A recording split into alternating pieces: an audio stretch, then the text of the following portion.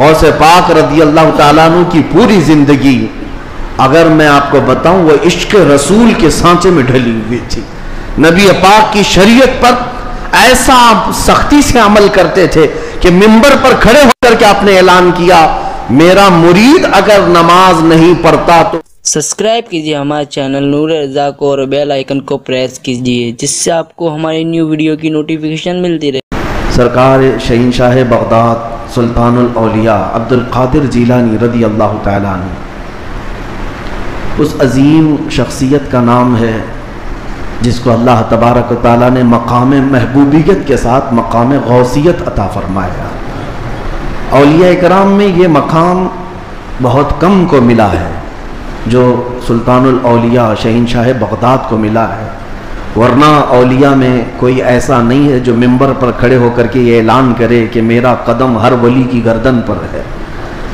اعلیٰ حضرت امام اہل سنت فاضل بریلوی فرماتے ہیں جس کی منبر بنی گردن اولیاء اس قدم کی کرامت پہ لاکھوں سلام. جو ولی قبل ہوئے یا بعد ہوئے یا ہوں گے سب ادب دل میں رکھتے ہیں میرے آقا تیرا. غوث پاک رضی اللہ تعالیٰ عنہ کو اولیاء کرام میں ایسا ہی مقام حاصل ہے کہ جیسے سورج کو ستاروں پر مقام حاصل ہے.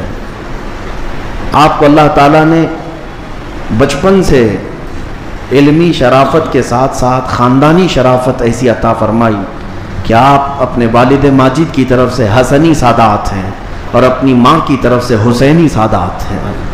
یعنی امام حسن مجتبی ان کے دادا ہیں، امام حسین شہید کربلا نانا ہیں. جس کے دادا اور جس کے نانا دونوں جنتی جوانوں کے سردار ہوں اس نسبت کا عالم کیا ہوگا. میرے عزیزو، گھر کے اندر سادات کے ہاں جو پرورش کا معمول ہوا کرتا تھا اسی سے اندازہ کر لیں آپ کی ولادت 29 شعبان کو ہوئی تھی اور چاند رات تھی. دوسرے دن کو رمضان شروع ہونے تھا اور چاند میں اختلاف ہو گیا. جیلان میں، یہ جیلان ایران کا ایک علاقہ ہے، اس کو گیلان بھی کہتے ہیں، جہاں آپ کی پیدائش ہوئی. لوگوں کے دوران شک پیدا ہوا کہ چاند ہوا کہ نہیں ہوا. غوث پاک رضی اللہ تعالیٰ عنہ کی ماں فاطمہ ام الخیر جو نہایت ہی شریف خاتون ہیں سادات کی، آپ نے لوگوں سے کہا کہ رمضان ہو چکا ہے اس لیے کہ سحری سے لے کر افطار تک میرے بچے نے دودھ کو منہ نہیں لگایا ہے. پورے جیلان میں یہ بات مشہور تھی کہ سادات کے گھر میں ایک ایسا بچہ پیدا ہوا ہے جو سحری سے لے کر کے افطار تک اپنے ماں کے دودھ کو تک نہیں پیتا. یہ ان ایام کی میں بات کر رہا ہوں کہ ابھی غوث پاک رضی اللہ تعالیٰ عنہ ایک دن کے تھے، یعنی پیدائشی طور پر.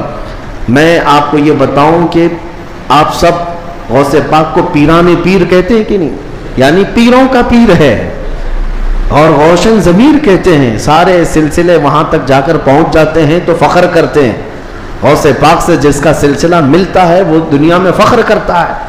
میں یہ کہتا ہوں کہ پیروں کا پیر پیدا ہوتے ہی روزہ رکھتا ہو اور اگر کوئی ڈھکوسلا جھوٹا پیر یہ کہتا ہے کہ ہمارے اوپر شریعت نہیں ہے تو بات یہ یاد رکھ لینا کہ اس کا غوثیت معاف سے کوئی تعلق ہی نہیں ہے. وہ شیطان کا مرید ہو سکتا ہے، رسول اللہ تک لے جانے والا راستہ ہرگز نہیں ہو سکتا. میرے آقا صلی اللہ علیہ وسلم تک لے جانے والا راستہ وہی ہے جو غوثیت معاف کے راستے سے ہو کر کے چلتا ہے.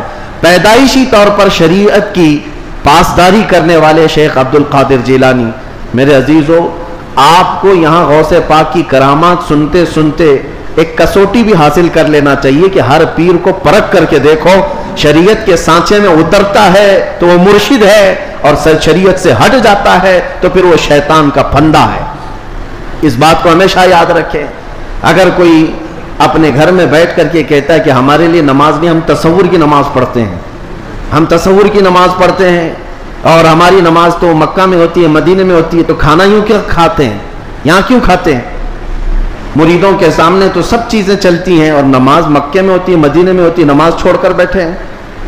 ایک بات یاد رکھ لیں کہ سارا طریقت کا سلسلہ صرف قوالی سننے کا نام نہیں ہے. ہاں، اشعار حضور پاک کی محبت میں اور اللہ کی محبت میں سننا یقیناً باعث ثواب ہے، ہم خود بھی سنتے ہیں. لیکن وہ پیر ہی کیسا جسے قرآن پڑھ سننے کے بعد کوئی وجد نہیں آتا. قرآن سننے کے بعد कोई वजद नहीं आता, हदीस रसूल सुनने के बाद कोई वजद नहीं आता, वजद कहां से आएगा समझ में नहीं आता। और फिर ढोल बाजे पर तो फिर हाथ भी हिलते हैं, पैर भी हिलते हैं। और फिर अगर कोई ये समझे कि यही मुर्शिद है, पीर कामिल है, तो धोखे में है, ऐसा बंदा धोखे में है। वो गौसे पाक रदी अल्लाह ताला अन्हु जिनकी करामात बयान करने के साथ साथ हम ये भी बयान करते हैं कि 40 साल आपके ऐसे गुजरे हैं कि सिर्फ एक अंगूर के दाने से आपने सहरी की है और एक आधा गिलास पानी पर आपने इफ्तारी किया है। इतने साल तक रोजा रखे हैं। उनमें कई साल ऐसे आए हैं कि पूरी पूरी रात भर शेख अब्दुल कादिर जिलानी खड़े होकर के नमाज पढ़ते रहे।